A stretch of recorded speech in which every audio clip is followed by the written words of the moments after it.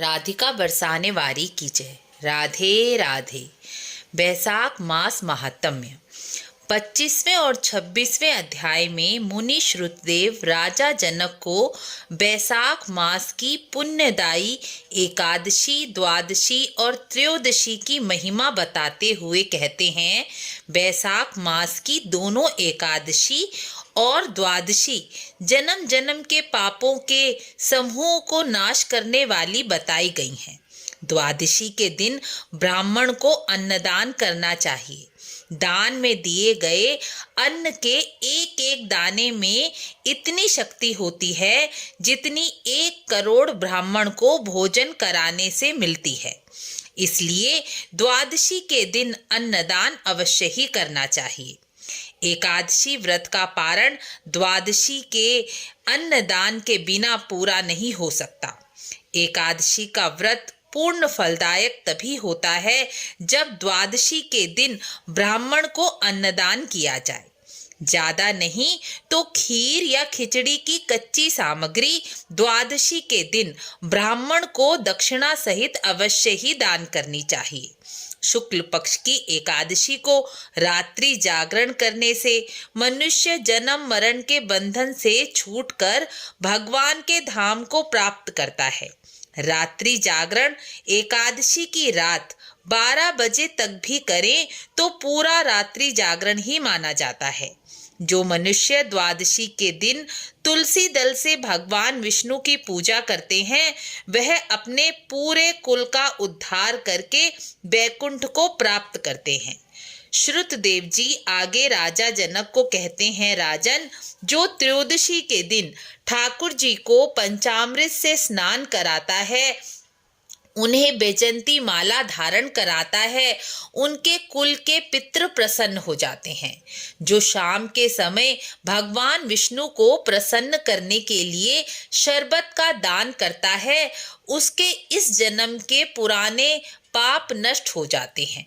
शुक्ल पक्ष की द्वादशी को जो मनुष्य पुण्य कर्म दान करता है, उसका पुण्य फल कभी समाप्त नहीं होता।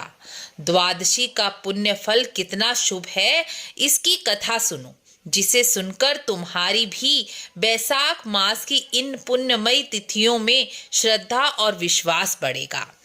एक समय कश्मीर में एक ब्राह्मण रहा करता था। उसकी एक कन्या थी मालिनी। वह अत्यंत सुंदर थी। ब्राह्मण ने अपनी बेटी मालिनी का विवाह एक सदाचारी ब्राह्मण से कर दिया, जिसका नाम था सत्यशील। मालिनी का आचरण अच्छा नहीं था। वह सुंदर होने के साथ साथ चरित्रहीन भी थी, इसलिए वह कुमार्ग पर चलने लगी। वह अपने पति से प्रेम नहीं करती थी, केवल आभूषण साज सज्जा धारण करने के लिए ही पति को जीवित देखना चाहती थी।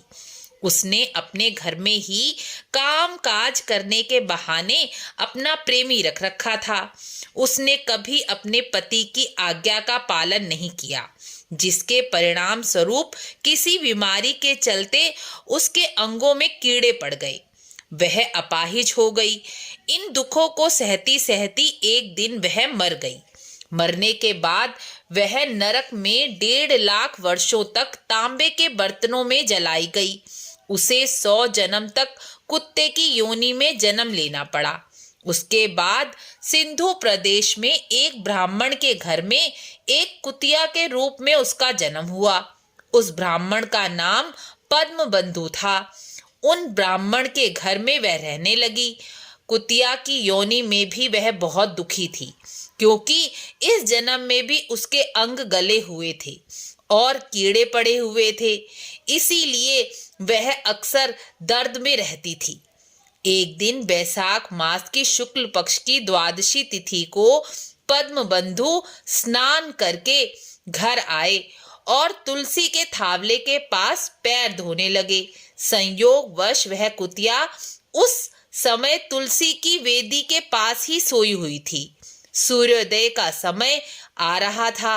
ब्राह्मण पुत्र के पैर धोने से जो जल बहा, उससे वह कुतिया का स्नान हो गया, जिससे तत्काल ही उसके पापों का नाश हो गया और उसे अपने पूर्व जन्म के कर्मों का स्मरण हो आया और उसने ब्राह्मण पुत्र से अपने पूर्व जन्म के बुरे कर्मों को बताया और ब्राह्मण पुत्र से कहा, जब कोई स्त्री पति के ऊपर वशीकरण का प्रयोग करती है या चरित्रहीन हो जाती है तो वह मेरी ही तरह तांबे के पात्र में अनेक वर्षों तक पकाई जाती है और नीच योनियों में जन्म लेती है।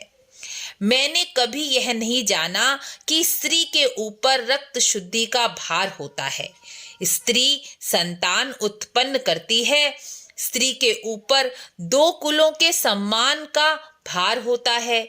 स्त्री ही धर्म धारण करके अपने पिता के कुल और पति के कुल दोनों का उद्धार कर सकती है। पुरुष का धर्म धारण करना केवल अपने कुल के लिए होता है, लेकिन स्त्री का धर्म धारण करना, सचरित्र रहना पूरे संसार, पूरे समाज के लिए आवश्यक है। यदि स्त्री चरित्रहीन हो जाएगी तो संसार में धर्म नहीं रहेगा। स्त्री को पति को ही स्वामी, गुरु, देवता समझना चाहिए। यदि कलयुग की स्त्री ऐसा नहीं कर सकती तो भी वह अपने पति के प्रति तन मन धन से ईमानदार रहे तो भी पतिव्रता ही कहलाती है। इस प्रकार 25वां और 26वां अध्याय पूर्ण हुआ। राधे राधे।